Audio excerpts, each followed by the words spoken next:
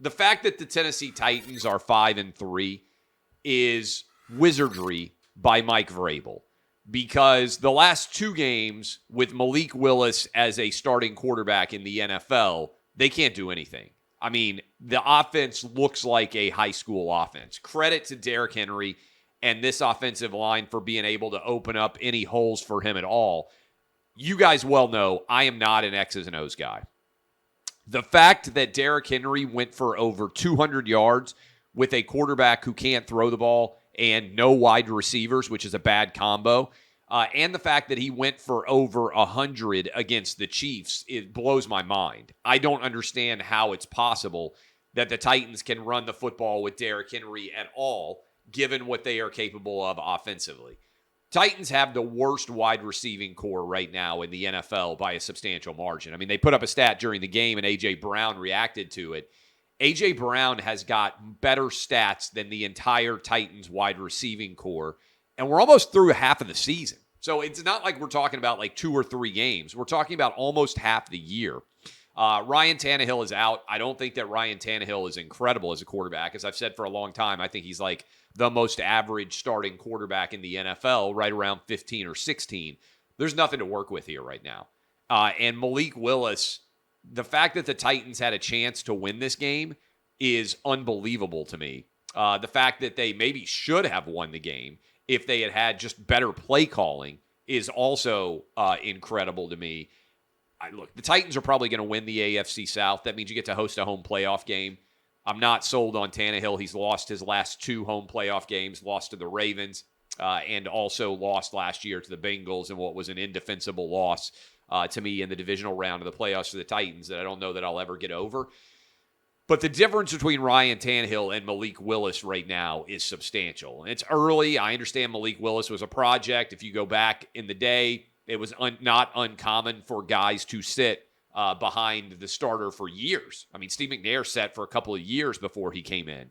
But it's ominous that you can be halfway through an NFL season and Malik Willis can be this far behind in terms of the offensive play calling and the sets and everything else. I mean, it is not good.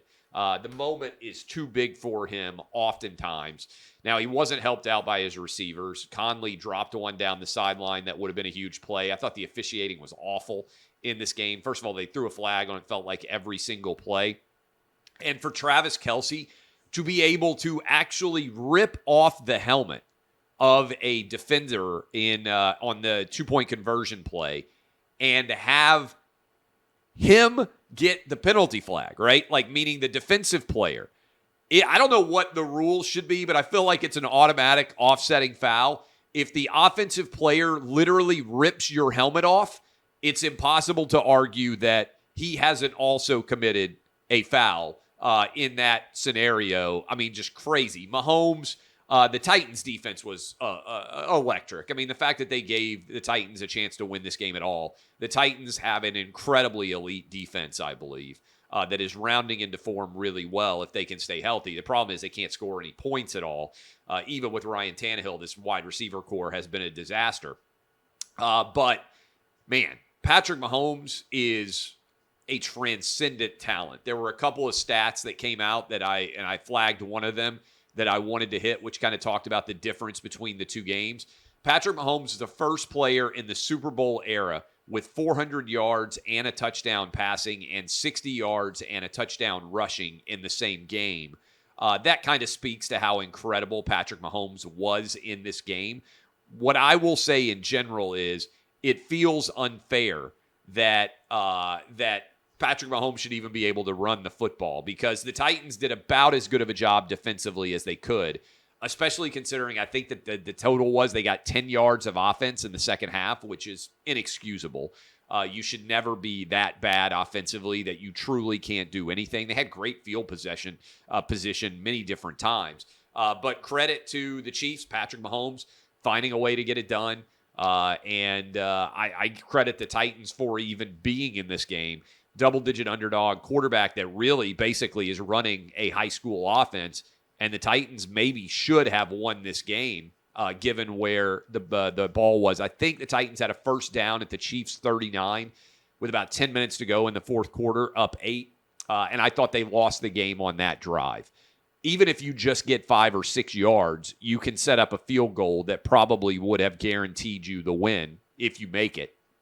Instead, Titans went backwards, had to punt, and I believe it was the next drive that the Chiefs finally went 93 yards, including a 3rd down and 18 scramble or whatever the heck it was by Patrick Mahomes. To be able to make those plays with his legs is why he's a freaky, transcendent talent. And I've said this before, and this is frustrating as a NFL fan.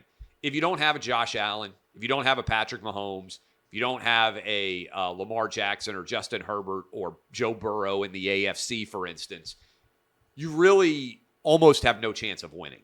And by winning, I mean advancing in the playoffs. You might win games, but in order to win 3 games in a row or 4 games in a row and win the Super Bowl, I think you have to have a transcendent talent at quarterback. And I frankly don't know what the Titans were thinking when they traded away A.J. Brown. Now, Traylon Burks is still injured. Who the heck knows if he's ever going to come back or when he's going to be eligible again. And Kyle Phillips is out. But those are both rookies. This is an awful receiving core. And so I don't understand why the Titans didn't play A.J. Brown this year.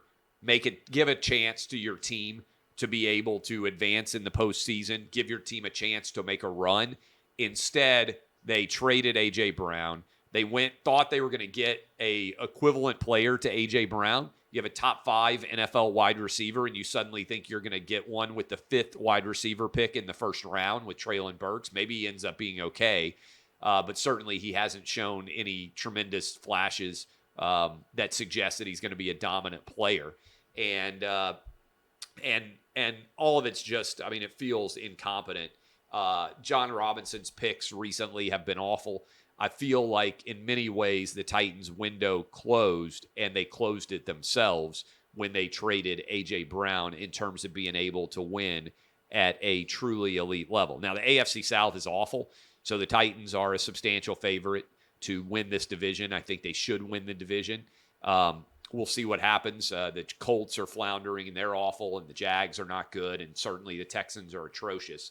So the Titans are 3-0, I think, in the division right now. So the Titans should win the division. But again, this was one of those games where you sit back and say, do we have the horses to be able to handle somebody like Patrick Mahomes or Josh Allen? And we're going to be able to beat 3 or 4 of those guys. I just think the answer is no. But we'll see when Ryan Tannehill eventually comes back and is at least an average quarterback as opposed to arguably one of the worst quarterbacks I've ever seen in terms of being prepared right now to actually go out and win.